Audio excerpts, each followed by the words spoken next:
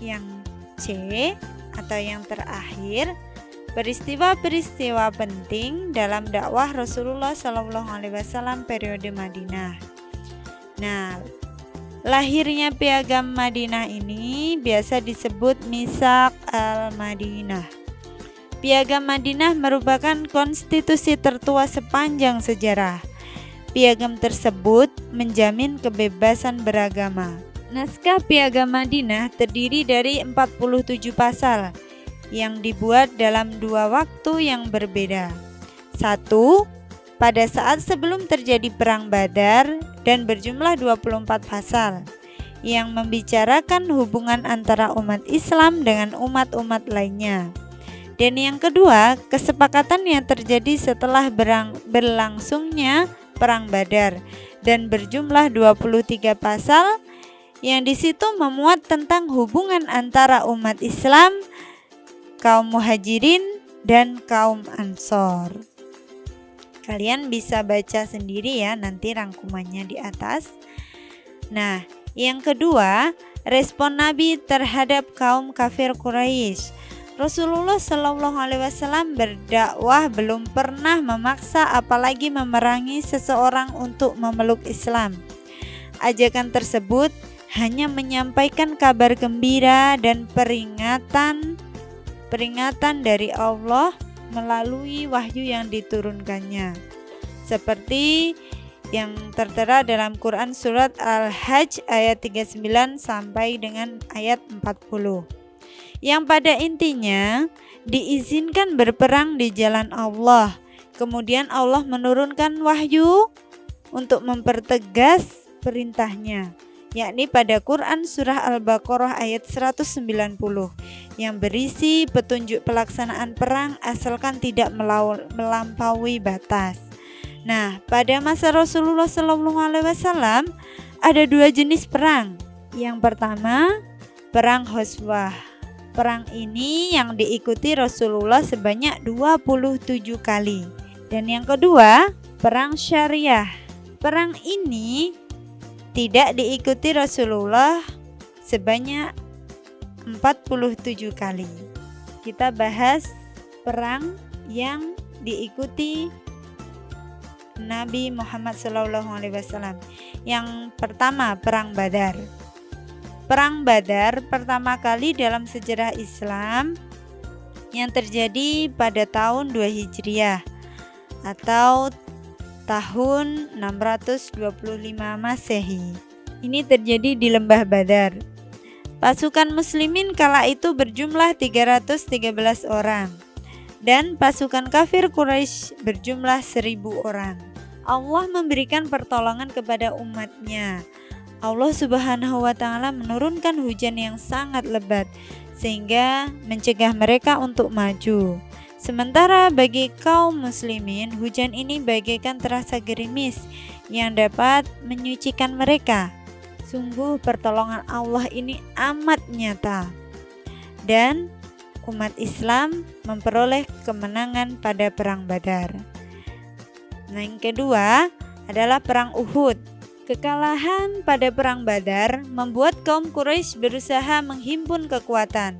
Rasulullah beserta pasukan kaum muslimin Madinah keluar dari kota Madinah. Posisi pasukan Quraisy berhenti di dekat gunung Uhud. Pada saat hampir datangnya Fajar Shadiq, setelah Nabi melaksanakan sholat subuh, Abdullah bin Ubay beserta 300 pasukan membelot dan kembali ke Madinah. Ia mengkhianati Rasulullah dan kaum muslimin lainnya. Namun Rasulullah tidak gentar dan sangat yakin dengan pertolongan Allah. Allah memberikan keyakinan kepada pasukan yang masih setia dengan Rasulullah SAW. Ketika kaum muslimin sudah mendapatkan kemenangan, tiba-tiba pasukan muslimin yang berada di Bukit Uhud tergiut harta rampasan perang atau disebut ghanimah, sehingga pasukan pemanah menuruni bukit dan akhirnya berhasil diserang kaum kafir Quraisy. Nah, perintah Rasulullah dihiraukan dan akhirnya pasukan kaum muslimin mengalami kekalahan. Dan yang ketiga adalah peristiwa Perang Ahzab atau biasa disebut dengan Perang Khandaq. Perang Khandaq terjadi pada bulan Syawal tahun ke-5 Hijriah. Ini di sekitar kota Madinah bagian utara. Ketika Rasulullah bermusyawarah dengan para sahabat dan kaum muslimin lainnya untuk menyusun strategi perang, ada sahabat Nabi yang memiliki usul untuk membuat parit. Beliau adalah Salman Al-Farisi dari Persia. Segeralah Nabi Muhammad menyetujui dan melaksanakan rencananya. Nah, ketika kaum Quraisy akan menyerang kaum muslimin dan hendak memasuki Madinah, mereka terhalang oleh parit-parit. Kaum Quraisy tidak menyerah. Mereka mencari titik kelemahan untuk bisa masuk ke wilayah Madinah. Namun sekali lagi pertolongan Allah Subhanahu wa taala datang dengan menurunkan hujan badai yang memporak-porandakan perkemahan kaum Quraisy. Demikianlah pada akhirnya kaum muslimin mengalami kemenangan. Itulah perang-perang yang diikuti Nabi yang bisa kita jelaskan di sini, dan selanjutnya kita bahas tentang perjanjian Hudaybiyah. Apa itu perjanjian Hudaybiyah? Perjanjian Hudaybiyah adalah perjanjian yang muncul ketika Rasulullah dan kaum muslimin merindukan menunaikan ibadah haji pada tahun 6 Hijriah. Nah, Rasulullah dan kaum muslimin yang berjumlah 1.000 orang berangkat ke Mekah. Ketika sampai di suatu tempat yang biasa disebut Hudaybiyah, beliau memutuskan untuk berhenti.